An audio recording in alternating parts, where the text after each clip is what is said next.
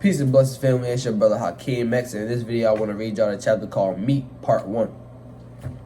So it starts off to say, it is useless to keep repeating to you the same truth day and night, month after month, and year after year when you have it written in your book, the Bible. The main meat that our people like to eat is what they have been taught not to eat, the cheap and filthily phrased hog. This is divinely prohibited flesh.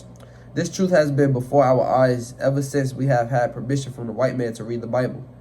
Nothing good is said about it in the Bible in Leviticus. The priests of Israel were warned not only against the eating of this prohibited poisonous flesh, but that they should not even touch its carcass. But now the Christians who claim they are better than all the religious people of the earth not only touch the carcass but eat the carcass, and then advise you and others to do the same. Then they say they are followers of Jesus, the Son of God, while he himself was against the eating and touching of this hog. You can read a parable concerning this filthy swine. Jesus found the man possessed of evil spirits and wanted to relieve the man of such evil spirits. He sent the evil spirits, devils, out of the man into the swine. The preachers representatives of the Son of God, and the priests know this to be true. But they preach that it is all right now to eat swine, and still say they are the beloved of Jesus. How could they be when they broke the laws of God by eating the swine? Nowhere in the scriptures does it bid us to break the law of God that God set up for this prohibited flesh. The Christians laugh at my followers and me for not eating this filthy animal, as though they have an option from God and Jesus to eat it. It is the filthiest and ugliest and silliest animal, in whom nature did not put any shyness. Those who love to relish his flesh have very little shyness, as you can see today in the Christian Americans who love to go half nude and say that they are all right with God.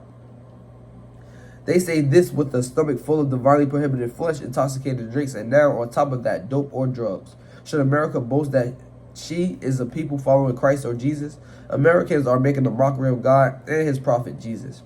They hate his law, righteousness, health, and decency. The hog is a grafted animal, so says Allah to me, grafted from rat, cat, and dog. Don't question me. This is what Allah has said. Believe it or let it alone. You have witnessed that the rat is involved in the grafting of this hog in Isaiah 66:17. They that sanctify themselves, self-claiming righteous of the Christians, and purify themselves in the gardens behind one tree in the midst, eating swine's flesh, and the abomination in the mouth shall be consumed together, saith the Lord. He will kill them. He doesn't want them willfully and knowingly eating such flesh, which is filled with poison in the shape of worms, trichina, or porkworm, which gradually destroy humans, and termites destroy timber. This filthy evil worm can't stand a temperature higher than any known flesh worm. He can't be seen with the naked eye. You have to get the microscope, put a little piece of his flesh, fat part, or just grease a glass slide of the microscope with his flesh, take a look, and you will see him crawling around.